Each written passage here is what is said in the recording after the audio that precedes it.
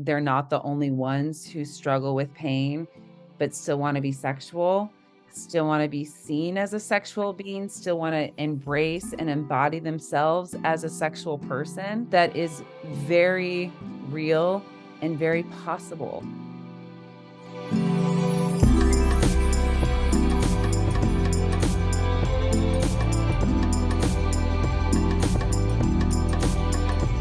Hello, everyone. Welcome back to Queer Relationships, Queer Joy.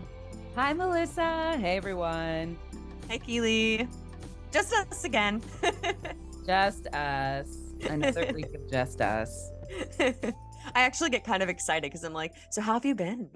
I know it's a podcast, but I'm also like, our updates are part of how I like learn what's happening with you. Aw, that's cute. Yeah. I know when we skip weeks or when we do interviews, we don't do the updates. So sometimes it's a couple weeks before hearing updates. Yeah. Well, I will say I'm not going to skip ahead, but I know that I know what my queer joy is going to be. And Yeah. we've already talked about, I'm curious if you're going to use the same queer joy or if something else you're going to introduce. But, and for those out there, someone may even be able to guess what my queer joy is if you too got a text from somebody this past week. So, yeah, do you want to do intros first or are we doing updates? We'll launch into intros. If any of you are new, I'm Melissa DeSegurant. I'm licensed as a marriage and family therapist and professional counselor working at Connective Therapy Collective. I'm a white person. I'm bisexual. I am able-bodied. I am polyamorous, and I'm gender fluid. I use she and they pronouns. My name is Keely C. Helmick. I'm a licensed professional counselor. I'm a certified sex therapist. I am currently the owner of Connective Therapy Collective. I am a white, non-binary, queer person who is working on a back issue, and I am dating non-monogamously. That's kind of it. Now we've We gotten are so connected. afterwards, we're like, so now what?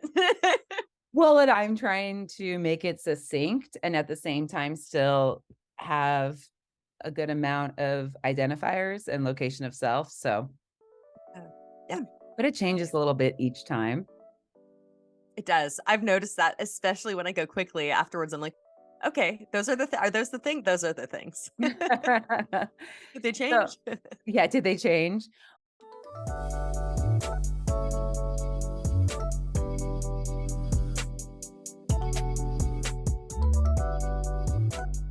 Well, updates. I think I've told you I'm joining the lesbian choir.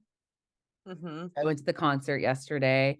And of course, at the concert, run into people I know that I didn't even know that were in the choir and other therapists. So that was fun. It really emphasized because I know for you, Melissa, you talk a lot about going on dates by yourself. And for me, I am more challenged by that.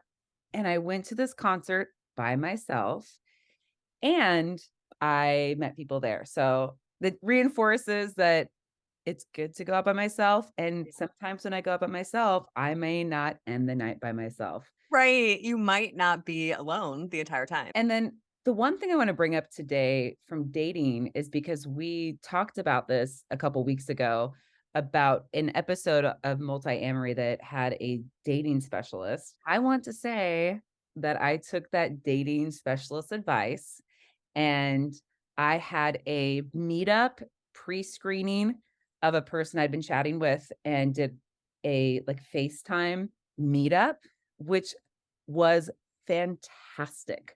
I encourage everyone to do this because what happened, and it was a great meetup. We talked for a little over an hour.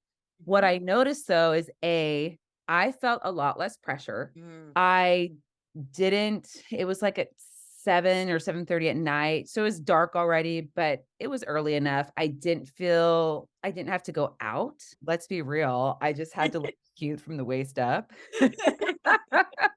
Totally. And I didn't have to buy anything, and there was no pressure, like, whether or not to hug or whether or not to kiss when I first meet up with somebody. It was just so chill, Yeah. and I feel more confident if we end up, I mean, we left it the option open, if we meet up in person, it just feels more comfortable to me, and I Mhm. feel like my time I spent an hour, that's it. Yeah, The totally. travel time, the time you're there, the travel home, all of these different things. So, Yeah, I imagine you have such a better idea of what it would be like to be in person, in a way that could make, if you do that more enjoyable instead of having the nerves of like, what are we going to talk about? How's our conversation going to go? A little bit of that already. yeah, totally. It was great. It was great. Awesome. So, that's my updates. Still hanging with Maine. Their schedule is intense, so very much almost feeling like I have a long distance relationship Mhm. within living in the same town, so that's quite interesting. Mhm, Other than mhm. that's what's going on for me. Hi. What Yeah. would you like to share with folks? What is my update? It is cold. I'm doing a lot of staying in where it's warm, which for me means, as many may know, a lot of baking and making my place cozy. So a lot of that continues. And I think that's just going to be a winter theme every year. It's nice Oh. and sunny, but it's not warm enough to get me out for a day. You just emphasized another great reason to do a meetup by Yeah. FaceTime or phone, 'cause you Right. get in your cozy home and You don't stay have to go warm. outside. Exactly. Priorities. Comfort is a priority, yes. It is, yeah. Yeah. So yeah, I mean, I would still say relationship with self continues to be a theme. Again, I do think that's kind of a seasonal thing that's probably really good for me. Like imagine that every year I focus on relationship with self for a quarter of the year. Like that feels like a healthy choice. What a balance, mathematically speaking. Yeah. But no, I'm well. My relationships are going well. I would say this is going to maybe sound boring, but communication, the thing I always talk about, has been at the forefront. And that's just really positive. There's a lot of communication happening, I think, at all Yeah. levels, like with partners, with metamoras, with myself. There's just a lot happening, and it has felt really productive and positive. And I think maybe one of the things that feels important to note is I sit here and talk about communication, and that's obviously we come back to that a lot as therapists. And I think it can give off this impression that I'm just an expert communicator in my relationships, which is so far from the truth. That's, if anything, the reason I'm like just can't get off of this communication train is because this is my work right now that I am trying to work on. Yeah. Which that, my own inner critic can really act up around that and be like, you're a therapist. You should know how to do these things. And then a big should statement is attacking me once again. But I'm grateful for the opportunity to practice. And I think another thing I talk about a lot, I've really been slowing down. Like, even with Uh, texting people, I have really been slowing down, and at this point, I am able to recognize what the impulse is to say, which usually is more of kind of the people-pleasing, uh-huh. fawning type language and response. And then when I notice that, I'm like, wait, but is that authentic? Is that how I actually feel? Or is that me trying to control the situation in a way that feels comfortable? And so it's felt really rewarding to be able to witness those things. So Hmm. a lot of working, honestly, is my update. I'm working a lot on all of my relationships right now. Yeah, that's fair.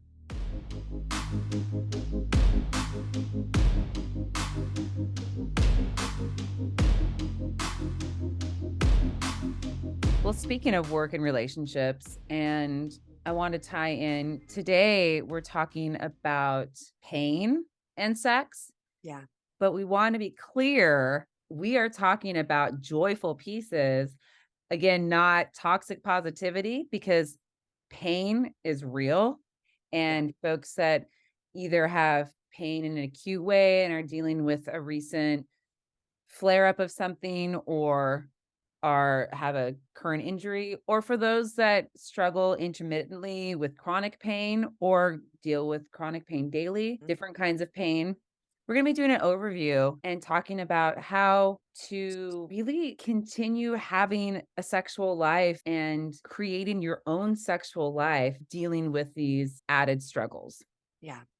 And we want to clarify that today we are not talking about the pleasurable kind of pain that some of you maybe Yes, thank you. maybe Yes. got excited when you heard pain. We will talk about that in a later episode, but not the focus for today. Yeah, so this is the pain. This can be things from vaginismus. This can be nerve pain. This can be, like I said, an acute injury or a chronic pain from an old injury. Different ways that our bodies are performing day to day or how our body's feeling day to day.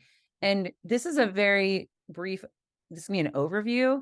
And we're really excited. We have some great opportunities to meet with people and talk about more specific chronic pain or specific chronic illnesses. So this is just a very general overview today. And of course, we're going to talk about a lot of it's going to be about communication, whether it's how we communicate to partners, how we communicate to others about ourselves.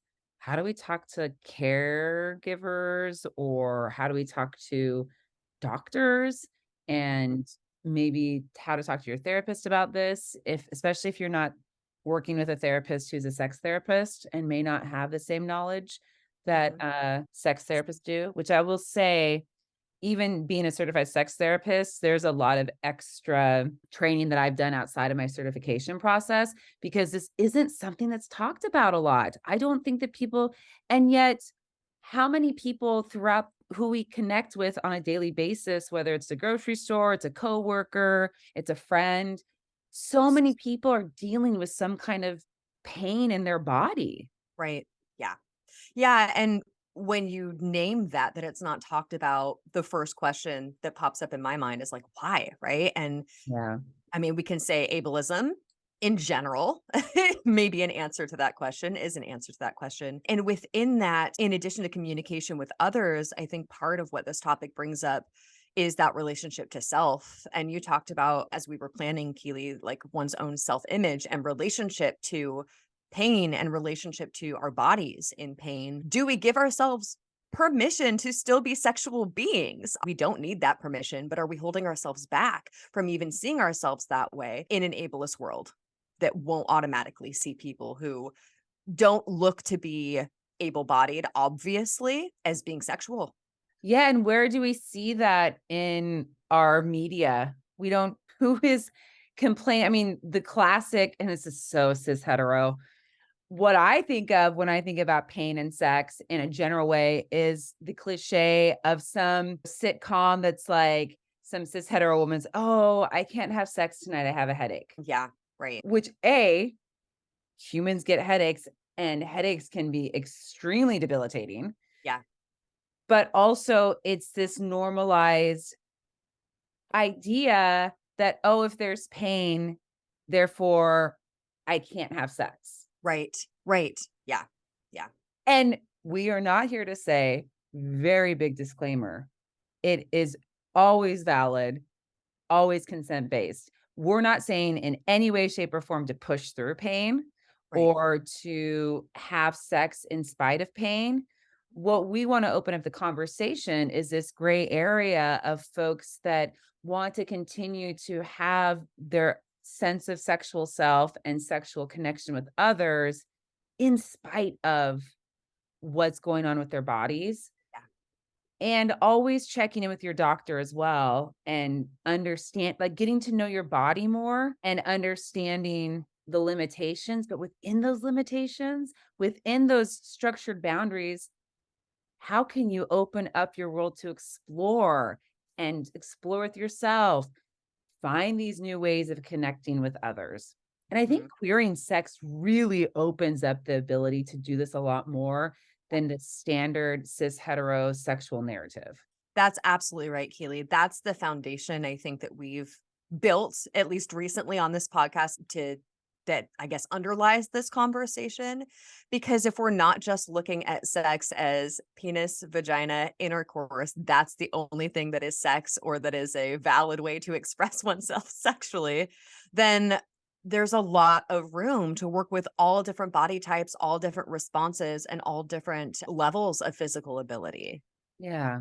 So the first step, as we often talk about thinking about masturbation or how we are in relation to ourselves sexually, in relation to our body physically, doing a quick check-in. First of all, yes, do you want to have sex or engage in some kind of sexual thing?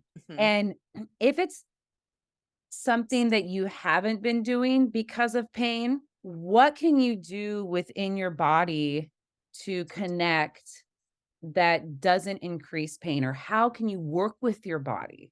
This is Mhm, really talking about working with your body, working with what's going on minute to minute, day by day, and finding that connection. And when I think about pain, the doctor, they often have, what's your level of pain today? mhm, Whatever vocab you use for yourself to understand where you're at physically that day, and then ranking within that dynamic of the yes, no, maybe. mhm.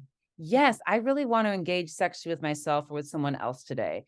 Maybe let's test the waters out a little bit. Or there's days it's going to be a hard no. Yeah, yeah. And so that check in, and this is useful for anybody, but especially someone who has, again, either like an injury or pain, chronic pain or acute pain. Checking in with self is so important, Mhm, and really even like a quick body scan, I would definitely recommend maybe a 5-minute body scan to see what parts are feeling pain, what's the intensity. mhm. Yeah. Because maybe, okay, maybe certain positions or maybe having intercourse or sex involving genitals doesn't work, but what are the other ways that intimacy or physical connection can work that day? Yeah. Yeah, are there ways that you can experience pleasure even if you are also in pain? Are there ways that you can find things that feel pleasurable or even, And again, to your point, Keely, if the answer is no, listen to that. Remember, this is from Tuck, but remember the pleasure of saying no. No can be pleasurable, right? Yes. So that there's a great example of where there may be pleasure, even if there's no, the decision is there's no sexual engagement. I don't even want to be looked at right now as a sexual being. Great. Let's make that feel really pleasurable. So You know? if you're in the yes or maybe camp for the day, then where can you go from there? Are you able, if you're moving from exploring yourself, okay, let's say you've got yourself down. You have sexual sex toys that you enjoy, or you understand body parts and certain sensations, certain intensities, certain types of touch. Well, then going beyond that, you want to connect with a partner. Where does that communication come in? How do you talk to your partner about where you're at that day and use specific communication? And reminder, communication is very sexy. Mhm. Is this something that you want to schedule and start laying out the foundation in a text or in an email or a phone call? If it's a work day, a phone call at lunchtime or a check in phone call. Like, I'm thinking about, I want to have sex tonight or this afternoon when you get home. Here's where I'm at today. Mhm. How are you feeling? Absolutely. And if it's for with a new partner, this is where I reference now all the time Dr. Evelyn Decker's STARS acronym. This is part of that conversation, right? This may be part of the turn ons, this may be part of the avoids, and it's certainly safety. And part of the reason that it is so important to have that communication up front with new partners, especially, is we haven't named yet, but some people's pain is invisible to the Yes. outside eye. And that is also valid. It's part of your experience. And the pressure I hear people have to hide or to minimize for themselves, like, no, it's not really a big deal because no one else can see it. No, your experience is a valid. It's a big deal. It's worth talking about. It may be in part of that conversation talking about what are the supplemental things we need. You reference, Yeah. like, are there sex toys? Is there special furniture we need? Are there positions that feel good or positions that are off limits, that are avoids?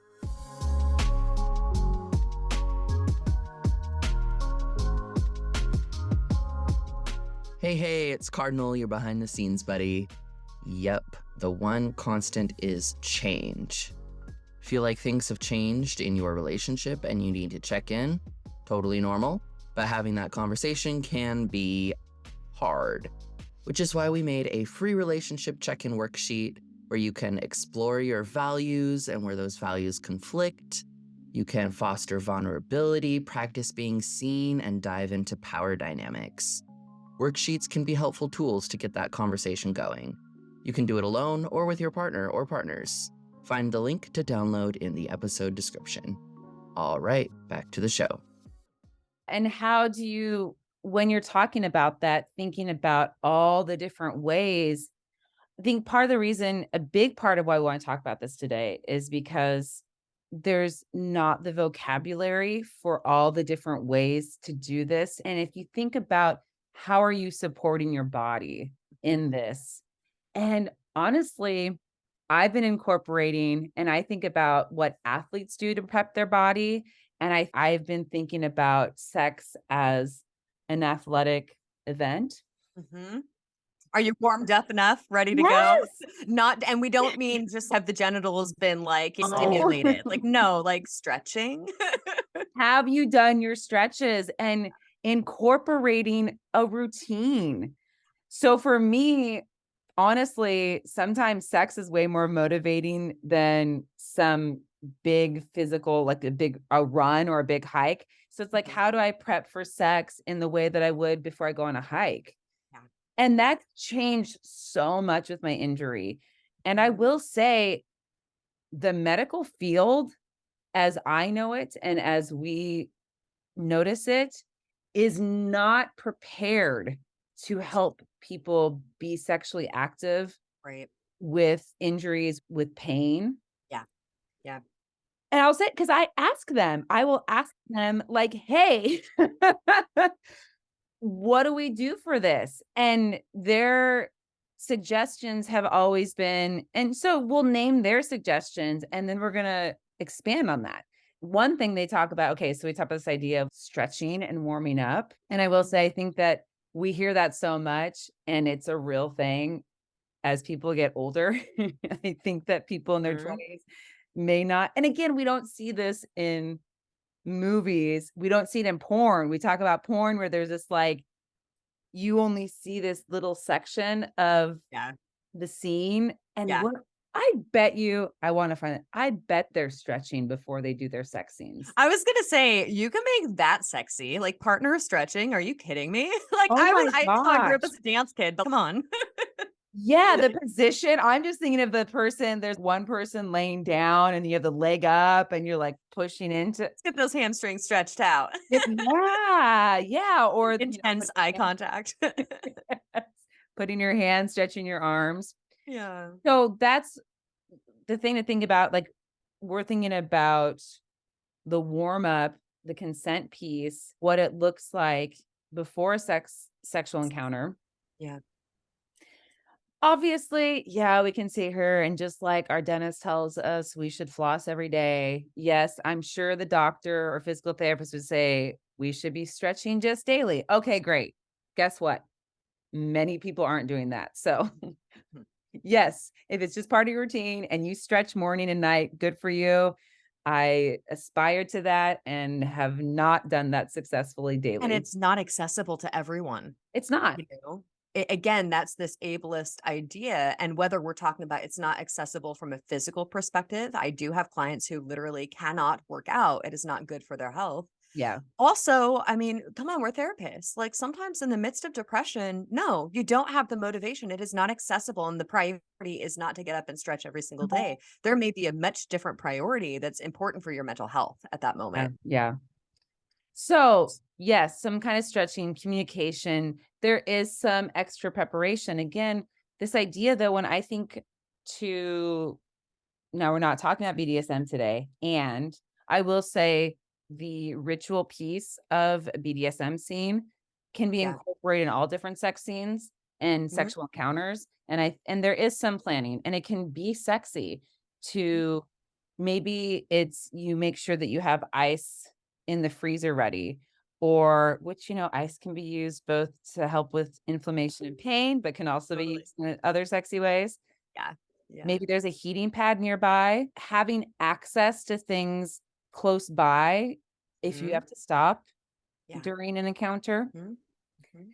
And that piece going back to ourselves is recognizing that this is just part of being a human and sexual encounters. Sometimes that means you stop midway through or it doesn't go exactly as we think it's going to go. Yeah. But how do you prepare yourself individually and within communication to have those encounters? And that may mean we know you can have certain pillows, there's certain positions. What position works for you? Can you communicate that with your partner or the person you're having sex with ahead of time? Can Even you even slowing down the transitions between Yes. positions, it's interesting, even this conversation, Keely, because in the past, when I was really dealing with my leg injury stuff, I remember having a conversation about, do I call myself able-bodied if I can't walk more than I don't know, right? And it was acute injury at the moment that's a flare-up of a chronic condition. I know, even though right now I do use the words able-body, I feel like I get to navigate the world as an able-bodied person at this moment. Part of the way my body works is, if with certain positions, if I'm going to be thrusting in a certain position for a long extended period of time, when I leave that position, everyone needs to move slowly and carefully. And I need like at least 10 seconds to let everything relax again, because my Mhm. joints just stiffen up right away and I could re injure myself. And again, part of that is like allowing that to still be sexual. You don't see that again in the movies. You see this Yeah, position, that position, this clip, that clip, and it's not, it doesn't go that quickly. We need to like pause. And it's a great time to hydrate. It's a great time to check in on like, how is this going? Am I feeling pleasure? Are there any requests? Like, slow down. totally. And using different tools, whether it is a certain prop, whether it is a positioning with pillows, whether it is using there's dildos that you can have them on your hand, you can have them on your thigh, you can Mhm. strap them to different parts of your body. And so that's one way. I it can be really sexy if you're communicating with your partner, if you're the person, if you are a person with injury or pain, but still want to be sexual. What happens if you stay fairly still and the other person is using your body to get off? How sexy is that? That you're instructing them, oh, yeah, go ahead and sit on my face, or I'm going to put my hand out like this, laying down and fuck my hand or fuck my thigh. These ways to incorporate not just sexual positions, but sexiness and orgasms or not orgasms, but pleasure. And not, you can have an orgasm without moving a ton. Again, this is dependent on a person's specific pain or where their pain is at or where their injury is at. But there's a lot to be said if you can have genital stimulation in a safe way that's physically works for you. Great blood flow. Endorphins, dopamine. So like we're saying, like, Can in some situations, and I'll be very careful to say some, can relieve pain during yeah. that moment, all of those chemicals being released. Yeah, and I've been pushing like, where's the research? We do know that our body has natural endorphins that help reduce pain. Yeah. And so doesn't stop pain forever. It's a short amount of time, but it does give a sense of relief. And where are they talking about this in the literature? The other piece I want to make sure on that note is something to be aware of, because it can provide some relief from pain. Be careful. Don't overdo it in that moment. When you are feeling less pain, being Yeah. aware of that too. I think of the piece the physical therapist always says is change positions.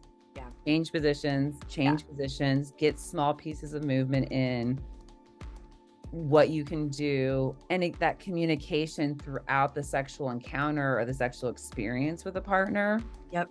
Yeah. Yeah. Absolutely.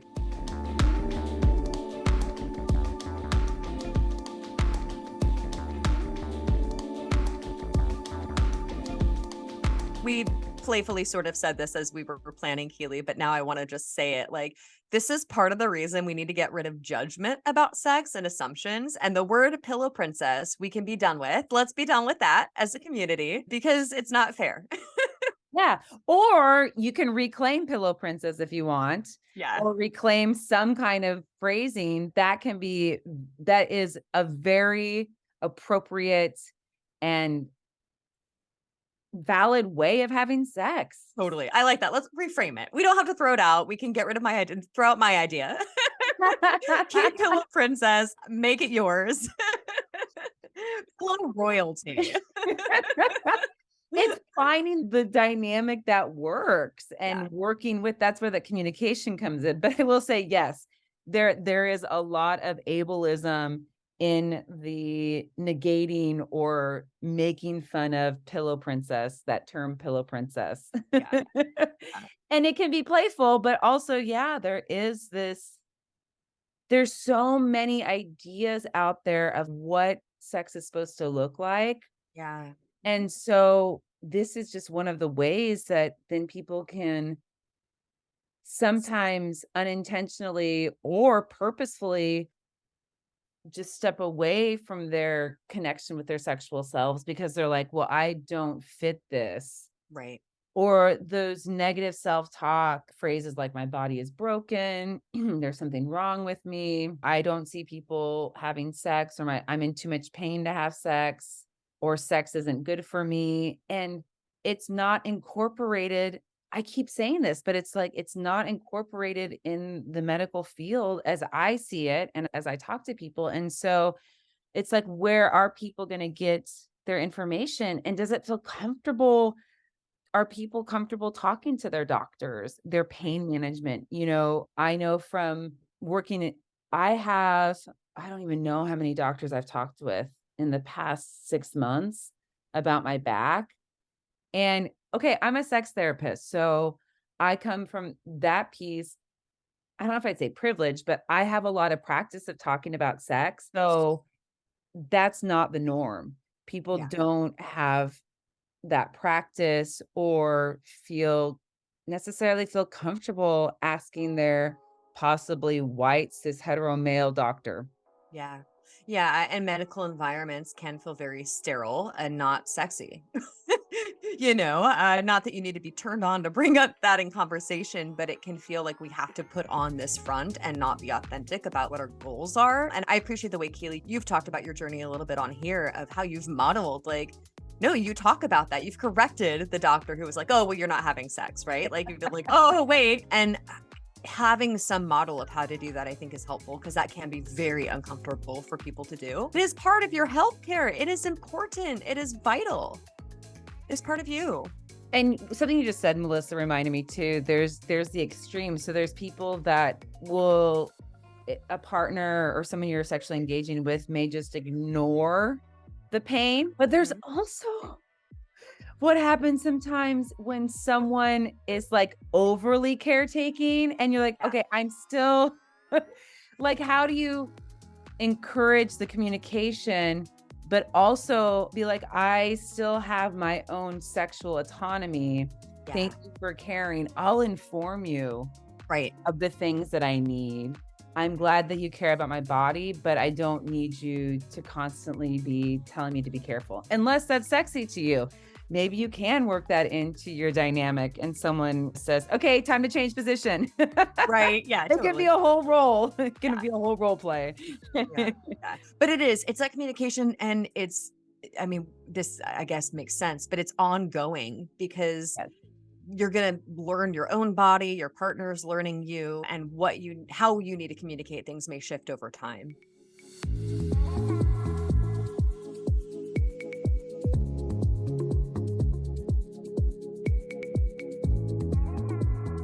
And we probably should have said this at the beginning. And I just realized as you said that you talk a lot about, we say the word, what is our why?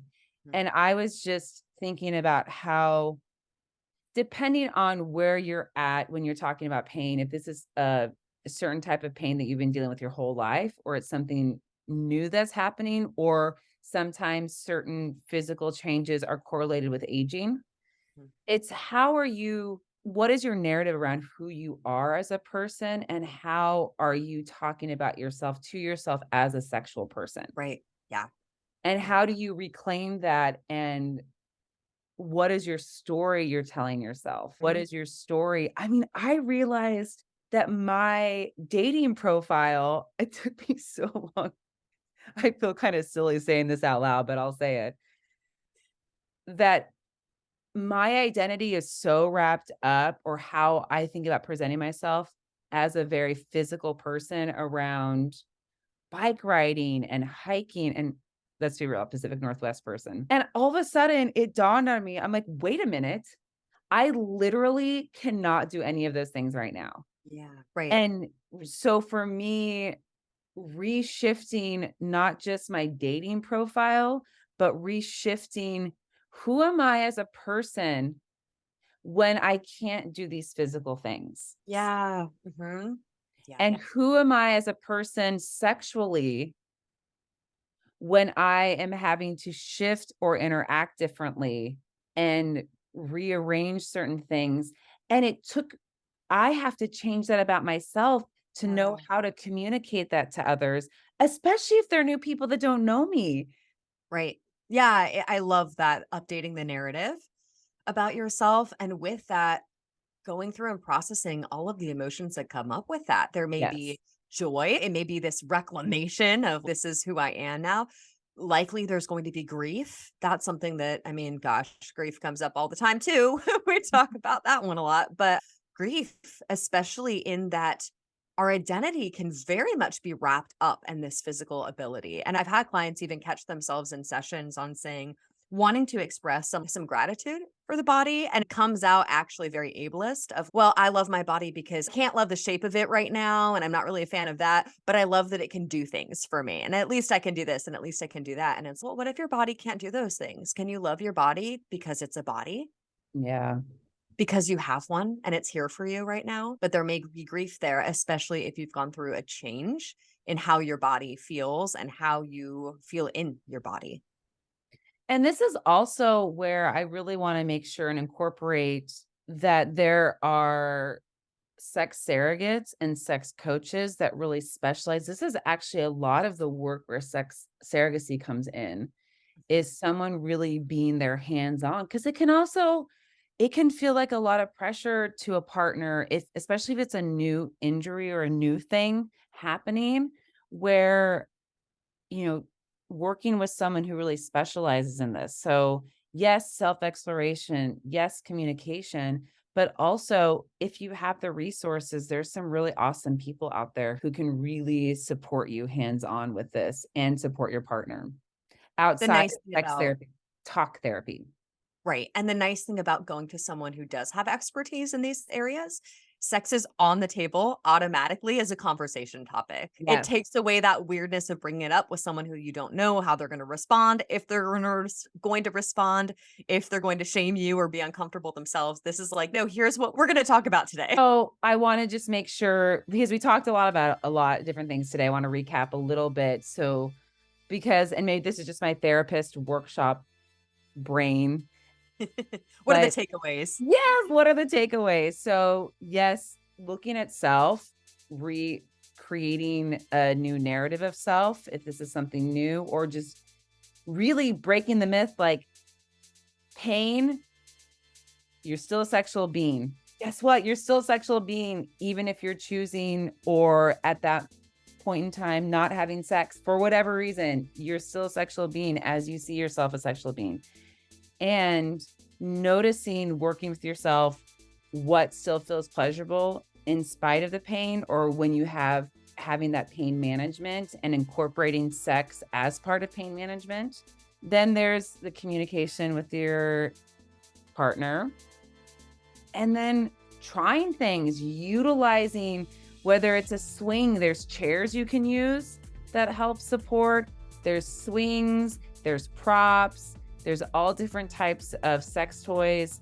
There's certain sex toys that have like bigger buttons or easier grip, depending on, if it has to do with your hands or wrist or arthritis, certain changes. There are understanding certain positions, talking to your doctor. And then updating your narrative. Yeah. So I hope that was helpful for everyone. And I hope that's helpful. I found it, I actually cried when I listened to Chosen Family when Ashley mentioned her chronic pain with her hip and how that's changed. And I do think that even just bringing this up and someone else hearing that they're not the only ones who struggle with pain, but still want to be sexual, still want to be seen as a sexual being, still want to embrace and embody themselves as a sexual person, that is very real and very possible. So, That's the takeaway. yeah. Yay. Well, that's just the beginning of our conversation around this. We will be having more people to come talk and provide their insight with their specific chronic pain or chronic illness or other disabilities.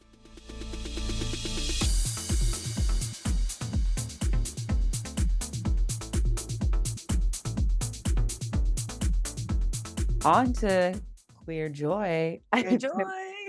I feel like this medium, I don't feel sad, but I'm like, I'm in this moment of maybe, I don't want to say triggering, but I think that this topic was certainly very vulnerable and feels like Mhm. it hit really close to home. So I'm taking a moment to transition. And I Be wonder, slow about the transition yes, between positions of the podcast.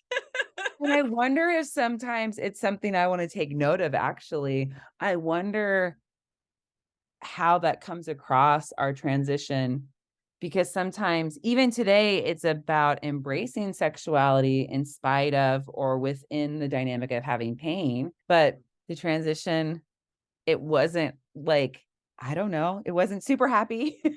It was Yes. just kind of real. It was just like middle ground, like, this is human, this is real. Yeah, yeah. Joy in spite of, or Mhm. joy incorporated within. Simultaneously. Yeah. Gosh, we've talked about that with relationship transitions, haven't we? Like, you might be grieving and, like, having new relationship energy at the same time. We can both be in the depth of the topic of pain and also find joy. Yeah, yeah. Well, I know I'm ready. I have been ready to say my queer joy Yeah, say your because queer joy, 'cause we have the same queer joy. I'll add um my flair of which part is especially joyful for me, but yeah. so Ashley Gavin is coming to Portland in Woo! May, and guess who got the tickets? Yeah. And I I went, texted you as soon as I got the text from her. I was like, "Oh my god, it's happening." yeah, it's real. It's actually happening. She's actually coming to Portland, Oregon. Hell yeah. So yes, I got the ticket. And that's part of my queer joy too. So I got a ticket. Of course, got the VIP ticket. Some of the other joy was like you texting me and saying that you got the ticket. And then we were coordinating, like, did you get the VIP as well? Are we going to this? Show, is it the early one or the late one? All Yeah. that coordination was like joyful. And then I had some friends because, oh my gosh, it's so embarrassing. But like, people know that I've been listening to Ashley Gavin's show forever. Yeah. And so they're texting me being like, "Oh, I thought of you." The tickets went on sale and I thought of you. And I'm like, Yeah. "Oh, okay, yes, it's a little, oh well, it's fun." But that's my pure joy. And It's a lot of joy. it's so much joy. And I feel like my mouth hurts right now from smiling so much. Totally, totally, I feel that. Yeah, that is also my queer joy, and the energy that I felt, like, to slow that moment down of getting that text and then getting to text you, I just it was a wave of excitement of, "We have talked about this for months, months. We have talked about this." So immediately bought my ticket, and that's the piece I'll share, and I talk about solo dates a lot, but I don't know that I've actually named this particular perk. But because a lot of my solo dates recently with the colder months have been going to shows and things like that where you have Yeah. tickets, y'all look at those seating charts, especially for something like this. It sells out right away. Oh my gosh, yes. I So if was gonna you have someone go with me for the VIP and I could only Yep. get one ticket. Yep. So that's the thing about solo dates. If you all look at that map and you see that best seat right in the middle, right in the center, but it's only one, that's where my ass will be sitting. I get the best seats because I only need one and it's like the leftovers somewhere. So I didn't get to see the floor map. I might be off to the side in the section I'm in, but I think I'm up front. I think I got a good seat. Yes. I know. I hope that, I mean, if anything, you and I will be texting and then like meeting up after the show Yeah. and gushing. Oh my God, And yes. I'm very happy to have the early show because I'm gonna need that time after the show to, like, chill and, like, process. To Uh, come down, the aftercare the aftercare of after a show, yes. of a comedy show, yeah. Oh my gosh. I can't even I if she ever heard, I was like, "Oh my gosh," like, I'd be so embarrassed if she heard this, but also, like, I kinda want her to hear it, so I don't know. Ashley, I know you're not listening, but if somehow you were, yeah. All We think right. it's pretty cool. Cool. Lots of You love could bring out Elena too, and I'd be very happy. there. There's the real hook. And sending out love for this episode for all of those. Ashley, for your vulnerability and sharing about your pain because you are so known for like having gay sex and being vulnerable to talk about your journey of caring for yourself. And for all of everyone, whether it's something you've been dealing with for a long time or just recently, just sending out lots of love and care and well being and otherwise. I hope you all have a queer and joyful week.